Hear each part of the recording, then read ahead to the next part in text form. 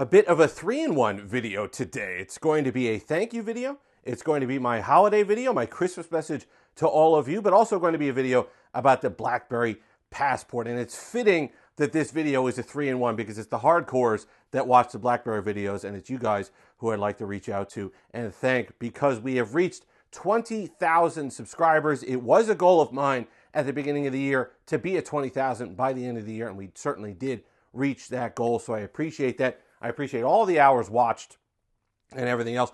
Also, on top of that, this holiday season, no matter where you are in the world, no matter what you celebrate, I hope that you're with family, you're with friends, you're with pets, you're with people you love, or you find some happiness.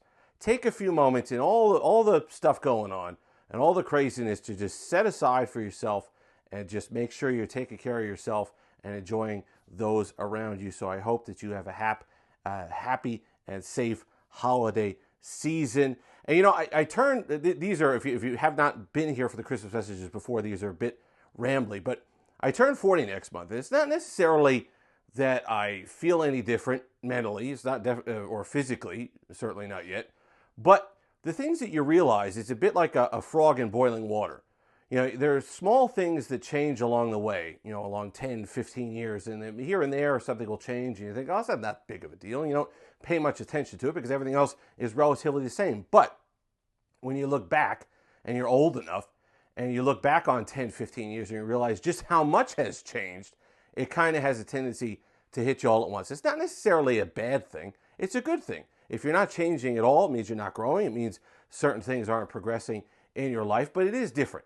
And that's what brings me to the BlackBerry Passport, because 10 years ago, this phone, you could have carried it around and people wouldn't have looked at you funny. But now I bring this phone out. I'll bring it out today for the holiday. I bring it to bowling with me. People look at it and say, what the heck is that thing? How are you still using that? And the thing about the BlackBerry Passport is that when I pick it up and start using it, unlike a lot of the older phones, you know, some of those Palm phones from back in the day and the Trios and the Motorola Qs and stuff like that, the BlackBerry Passport and BB10 never feels overly outdated. It never feels like from a different era. You could hand me this phone today, an updated spec version of this today, and the way it runs with gestures and how smooth it is and how lightweight it is and how efficient it is and the battery life and all the rest of it, with the resolution, beautiful resolution displays, an LCD, but it's a 2K LCD. You can hand me all those things, and I wouldn't bat an eye. I wouldn't think it was out of place. I wouldn't think that it was an older device. I could get by using a BlackBerry Passport on BB10 today.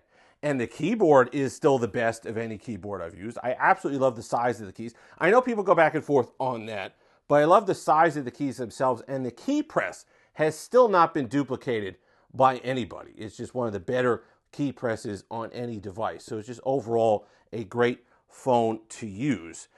And it makes me say, you know, I know times have moved on. I know people have demanded different things out of their smartphones. They demand different aspect ratios. They demand bigger displays. And that comes at the expense of area for a physical keyboard, because you can't have a physical keyboard and have those aspect ratios or those massive displays or a lot of those other things that people clamor for now in smartphones in 2023 going into 2024. However, it would have been nice and to have some sort of bone thrown to people who would still like a device like this. And Unihertz does their best with those devices that they have, but it's just not quite the same. You know, I know John Chen left BlackBerry, so there's some hope that somebody else might pick up the IP, and there's some things that you could do with it, and maybe someone will make a device at some point. I'm not holding out hope for that. I think just time has moved on. The last BlackBerry that they talked about that we had a chance of getting that ever came to market was probably the last chance we were going to have at a full BlackBerry device, even though it was just a BlackBerry badge device. But I just love going back and using this device. It's still working, believe it or not, on Mint Mobile. I know some people have had trouble back and forth with that. So I have no problem with mine on Mint. You can see right there. Let's see if we could get it to focus here for a second. Yeah, mine's running on Mint. No issues whatsoever. However, what it might be, and these are people who, a link will be in the description for Mint. It does help the channel if you use that to go ahead and get service. I wouldn't get this as your main service to use on a BlackBerry, but if you're looking to play with the older devices, if you still have a BlackBerry kicking around that you'd like to get some use out of, like to carry it around, even for just nostalgia purposes, you could absolutely do that with your BlackBerry Passport on Mint. What I would do is this. Don't try to set it up as a new device on Mint, because I think you're going to get nowhere with that. What you should do is like the old, the small Palm phone that we did a review of a couple years ago, how you had to have an activated SIM already in there. I would activate your Mint SIM in another device, then go ahead and put it in your BlackBerry Passport. And I think you have a lot more success doing that, since that should give you, then it'll be activated. It's not looking to activate on a network because data is still kind of funky on this. I'm using Wi-Fi for data. Email and everything works fine. The only problem that I had on my Passport when I powered it back up, besides the camera not focusing, is that I changed the password on one of my accounts and it was not having it. It was done. So if you have accounts on there that the passwords haven't been changed, you'll be fine.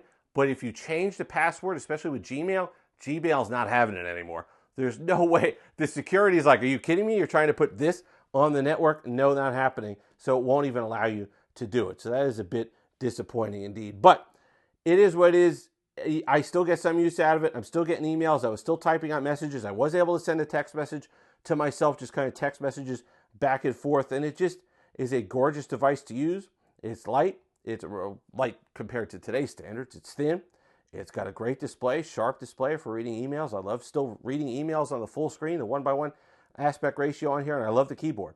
Keyboard, capacitive keyboard, and all the rest of it. So if you're a BlackBerry fan, you want to give it a shot, go ahead for nostalgia purposes. Boot up your BlackBerry. Should still work okay, even with the services shut down. But more importantly, I hope everybody has a wonderful holiday season. This is not the last video of the year. We will be doing some videos next week, but I just wanted to, I hope you're somewhere warm like Pusheen with a marshmallow about to dip into some hot chocolate. So enjoy those around you. Take some time for yourself. Thank you again for 20,000 subscribers and hopefully a bunch more after that. If you've made it this far, like, comment, subscribe, all that fun stuff. Until next time, have that Steve-licious day.